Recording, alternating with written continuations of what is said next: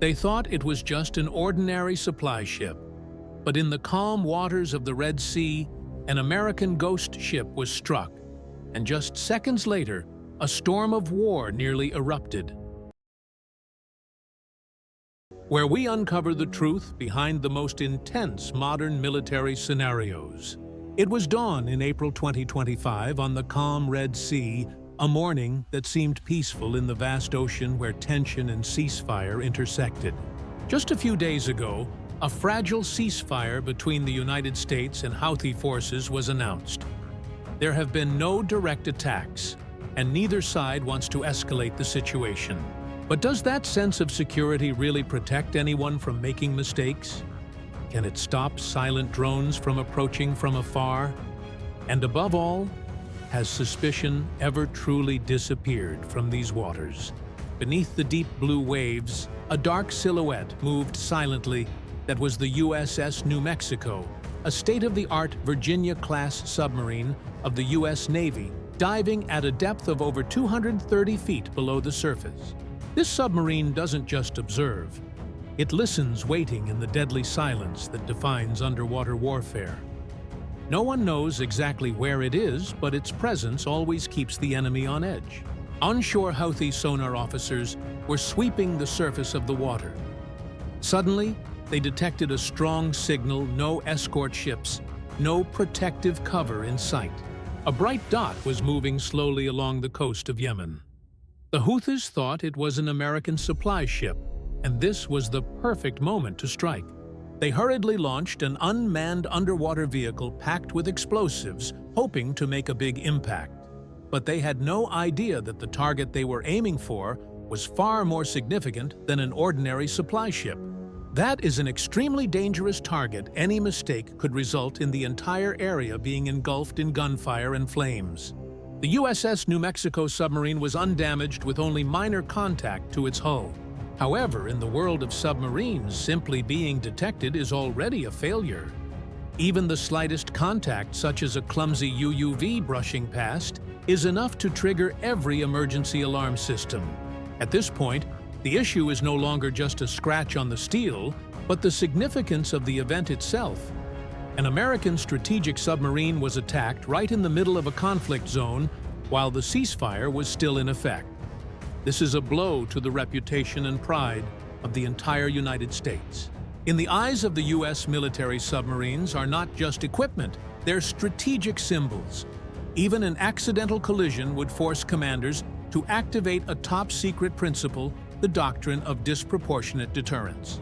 Instead of responding in kind, the United States will react at a much higher level, forcing any party that attempts to repeat such actions to reconsider their entire survival strategy. This isn't just about military action, it's high-level psychological warfare. It's a warning shot that echoes all the way to the strategy tables of powers much bigger than the Houthis. The ceasefire, which had only been in effect for a few days, was already extremely fragile. It relied mostly on mutual restraint, was unofficial, and offered no guarantees against any accidents. No provision mentions underwater drones, and no one dares to bring up American submarines, as that's an entirely different category. These vessels are not just ordinary weapons. They are vital strategic assets, platforms for housing cruise missiles, gathering intelligence, and even supporting the most elite special operations teams. Touching them means touching the very core of America's military power, a decision no one dares to take lightly. USS New Mexico didn't surface, didn't fire back, and didn't make any noise because all signals had already been transmitted to the Eisenhower Carrier Strike Group in less than 3 seconds. From that point on, every protocol had to be implemented immediately. No one asked whether it was an accident or intentional, because every action had to be handled as if it were the worst-case scenario. At this moment, all eyes are fixed on the still surface of the water, where even the smallest mistake could spark a new storm in a sea that has never truly known peace. As soon as the U.S. submarine's sensor system detects an unusual signal, whether it's sound heat or a magnetic anomaly, all the data is immediately transmitted directly to command.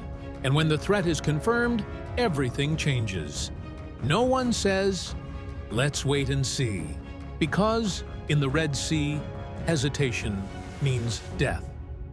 While the Houthi fighters were still confused, unsure of what their underwater drone had actually hit, American analysts had already traced its point of origin, its route, and might even know who programmed that drone. With the support of AI and a global sensor network, the US ISR intelligence surveillance reconnaissance system goes beyond simply identifying flight paths.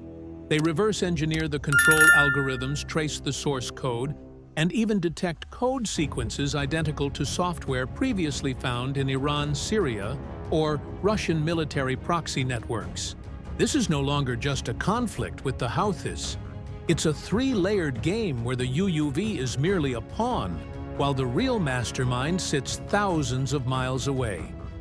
And every electronic signal that gets exposed becomes a map leading straight to the shadowy player pulling the strings.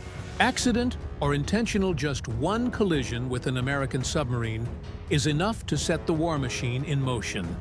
And this time, that machine won't stop. The vessel they collided with was no ordinary submarine. It was the USS New Mexico SSN 779, a symbol of Virginia-class power built solely to dominate the depths of the ocean. If the Houthis had known what they were getting themselves into, they probably would have picked a different target from the start.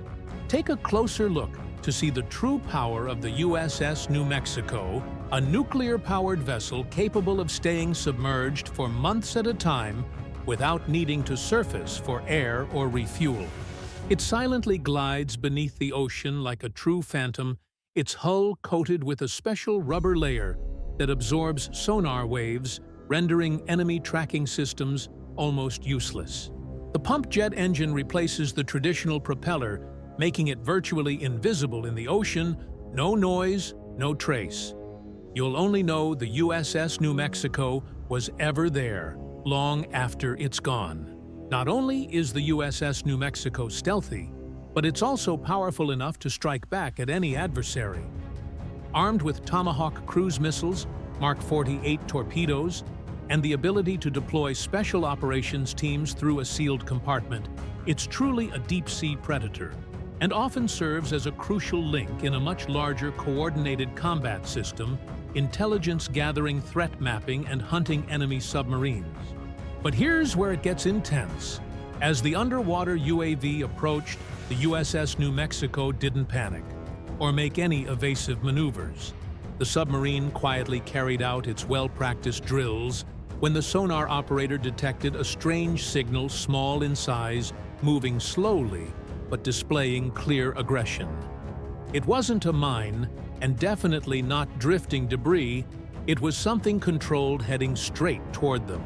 A gentle, almost silent maneuver steered the vessel away, narrowly avoiding a direct collision.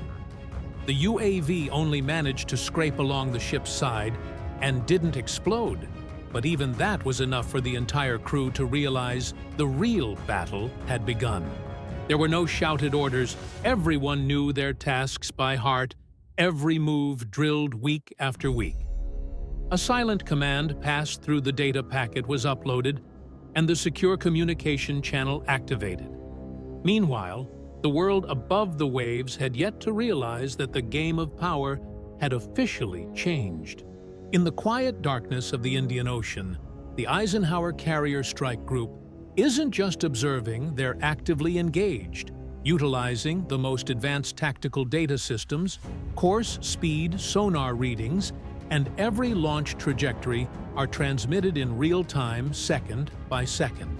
Right there on the USS New Mexico submarine, the crew couldn't yet determine whether this was a deliberate attack or just an accident.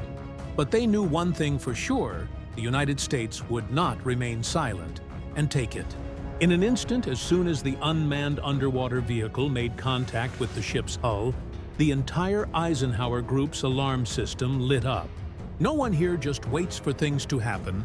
They take action immediately. Inside the Combat Operations Center aboard the USS Dwight D. Eisenhower, the alarm didn't sound as a voice, and there wasn't a moment's hesitation. Just streams of raw data sonar returns, contact reports, and most importantly, the detection of an unidentified underwater object. An unknown UUV. It was closing in. This wasn't a drill, this was the real thing. Immediately, the radar system on the Eisenhower began sweeping and rotating continuously. The destroyers in the group simultaneously activated their detection equipment for both surface and underwater tracking. The electronic warfare team activated a jamming program to blind the enemy, while the Aegis combat system calculated firing solutions in case the situation worsened. No one is panicking. This is simply preparation for any unexpected situation. They understand that while a ceasefire may exist on paper, if an American submarine is affected whether by accident or on purpose, the entire situation could be turned upside down at any moment. At that time, the USS Gravely, an Arleigh Burke-class destroyer, increased its sonar power, sweeping the surrounding waters to search more thoroughly for traces of other underwater drones. At the Djibouti base, a P-8 Poseidon aircraft takes off, equipped with powerful anti-submarine capabilities and advanced sensors. In the sky, a fleet of EA-18G Growler electronic warfare aircraft circled high above, ready to disable enemy radar and shield every American movement under a veil of electronic fog. The U.S. Navy's rules of engagement are very clear. If a strategic asset is threatened even just once, there must be an immediate response. While the world was still unaware, the U.S. military had already launched a top-priority response plan, precise, efficient, and as restrained as possible. They called it Operation Deep Pinpoint. Not retaliation, not escalation, just eliminating the threat and sending an unmistakable message. The first order echoed through Eisenhower's command room: prepare the multi-domain strike package. This meant combining sea-launched cruise missiles with coordinated air support. The sole objective: neutralize the UUV launch site and deliver a silent warning powerful enough to deter any observing adversaries. On the deck of the USS Gravely, the hatches of the vertical launch system swung open. The Tomahawk missile locked onto secret GPS coordinates, a fortified facility west of Ras Issa, believed by intelligence to be the control center for deep-water drones. In the sky, the E-2D Hawkeye surveillance aircraft circles the perimeter, continuously serving as the eyes of the entire operation. Not even the smallest detail escapes the control of the Eisenhower squadron. Everything operates like a symphony of war. Let anyone who dares to test the waters understand that America will never stand by when its strategic interests are threatened. In the chaotic skies above the Red Sea, everything unfolds like a cinematic symphony of artistry and power. First, the EA-18G Growlers moved in specialized electronic warfare jets that silently jammed all communication channels and blinded every enemy radar system. That was the fierce opening strike, paving the way for the next wave, the real damaging attack. 4 F/A-18 Super Hornet fighter jets took off from the deck of the Eisenhower aircraft carrier, fully armed with GBU-38, JDM smart bombs, and AGM-154 JSOW long-range missiles. Each type of weapon is a technological masterpiece designed to destroy fixed targets with near-perfect accuracy from distances of dozens of miles. This campaign relies not only on strength, but also on timing and flawless coordination down to the very last second. The Growler flies in first, emitting dense jamming signals that blanket all the frequencies controlled by the Houthi rebels. Coastal satellite stations suddenly went dark, and the defense radars went blind. In that moment, the entire enemy command system was plunged into chaos. Immediately afterward, 4 Super Hornets skimmed along the enemy coastline, flying low over the water to avoid any remaining surveillance. 3 key targets were identified: a UUV control center near the city of Ras Issa, a communication station supporting drone navigation, and a hidden weapons depot detected through thermal reconnaissance. The Tomahawk missiles were launched first, fast, precise, and silent. Each one pierced through the reinforced roof and detonated after a brief delay, exploding deep within the target structure. The next second, a JDAM bomb plunged down from an altitude of 20,000 feet silent until the very last moment. Violent explosions erupted with fire and smoke engulfing the coastline. The most remarkable thing, there was absolutely no return fire, no radar signals, not a single air defense response. The message couldn't have been clearer. The target was taken completely by surprise. The Houthi forces never expected a submarine to get so close, and they couldn't have imagined that a devastating counterattack would unfold in just a few short minutes. The message is clear to every observer from Tehran and Damascus to Moscow. If anyone targets the wrong objective, the sky will come crashing down on them. The entire operation lasted less than 7 minutes, with 3 targets eliminated and no losses on the American side. However, the greatest impact doesn't just come from the destruction itself, but from the blow dealt to the enemy's morale and command structure, a wound that is not easily healed in modern warfare. On the communication channels intercepted by the Americans, the tense silence was quickly replaced by chaos, fragmented orders units disappearing from the network, some trying to reconnect on backup frequencies, while the rest were completely wiped off the battlefield map. The organization that had operated those UUVs has now gone silent. Overhead, American MQ-4C Triton surveillance drones continue their relentless watch scanning for every heat signature, any movement on land or radio wave in the area. And that collection of data, more than any bomb, changed the game in the Red Sea in the blink of an eye. But there was another consequence even more dangerous than physical destruction, disrupting the enemy's command nervous system. When the control center was wiped out, the chain of command fell into a state of head cut off legs in chaos. The Houthi fighter groups are cut off from central command, unable to receive orders, and unaware of their comrades' locations. Analysts call this the command paralysis effect, which turns opponents into disconnected links easily neutralized without firing another shot. This is exactly the kind of warfare the US is aiming for, taking down the operating system instead of just attacking the hard outer shell. Armed pickup trucks sped out of the compound at a frantic pace, scattering in all directions. Some weaved deep inland, while others stalled on the sandy beach. Not a single person stayed behind to defend the place. This isn't a massive assault with warheads, nor is it a campaign to seize territory or a strike meant to wipe out all infrastructure. This is a message, not a gentle reminder, but a bullet grazing your temple. You can shoot down a drone. You could even take aim at a warship. However, under no circumstances should you touch the submarine. Not in international waters, not near the carrier strike group, and especially not without immediately facing the consequences. The White House has remained silent, making no official statement.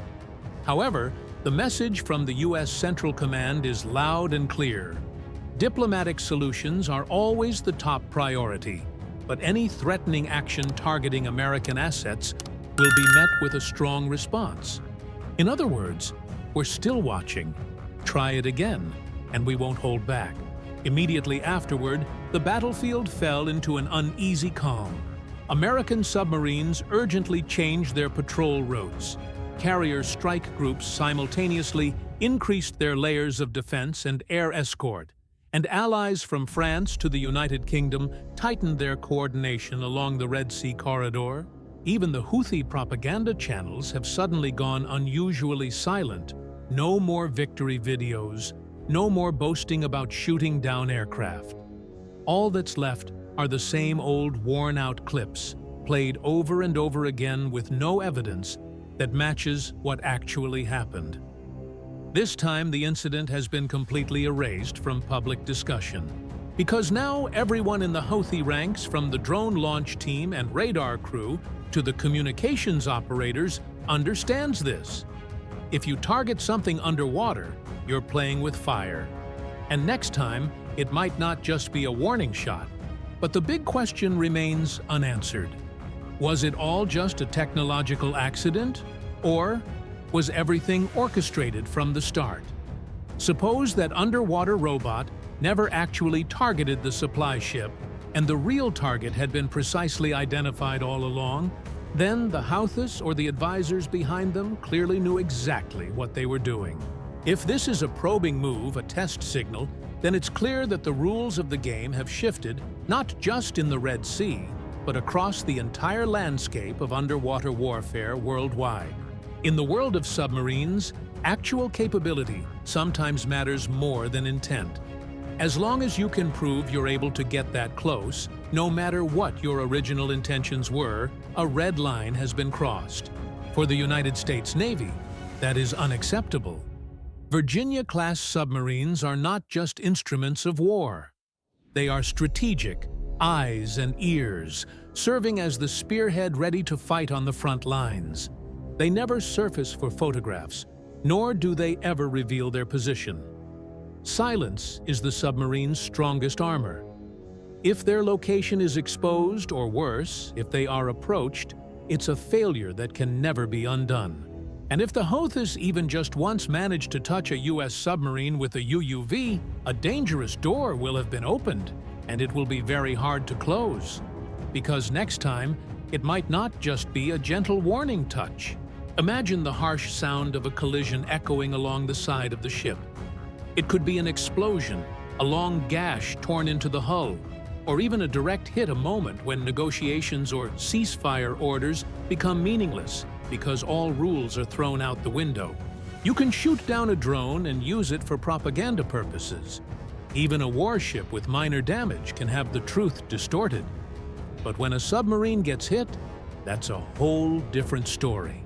If you think this couldn't happen in the depths of the ocean, remember, underwater drones are no longer just a vision of the future, they're already in use. Submarines like the USS New Mexico are quietly patrolling right now. But the scariest thing is that no one knows for sure if this was really an accident. Some analyses suggest that the collision was actually part of a series of scenarios designed to test response times, combat strategies, and the frequency of American aircraft deployments. If that's the case, then this is no longer a technological clash, but rather a cold political and military test. And if it happens again, it might not end with a deterrence campaign. It could mark the beginning of an irreversible escalation. Just one wrong signal, a mistaken identification, or a single hasty decision in a sealed control room where there's no second chance to fix a mistake can change everything in an instant. So, do you think the Houthis would actually dare to attack a U.S. submarine? Share your thoughts in the comments. Will underwater drones become the next big threat? Or are submarines still too dangerous, like untouchable ghosts for anyone to mess with? Leave your comments. We read every single word you write. If this scenario made you think, or if it helped you better imagine what could happen in underwater battles, give us a like to let us know you're still with us. Don't forget to subscribe to the channel if you want to discover more real-life stories, authentic military technology, and tactical analyses based on the most realistic scenarios. And if you'd like to support us even more, join the fleet. You'll get a membership badge, priority responses, and the chance to help us bring even more stories from the depths of the ocean to the surface. Just click join on the channel's homepage, and you'll officially become part of this journey. See you in the next scenarios. Keep a cool head, keep a steady hand, because sometimes the greatest threat is the one you never see coming. This is Power Insider. We analyze what others only dare to whisper about.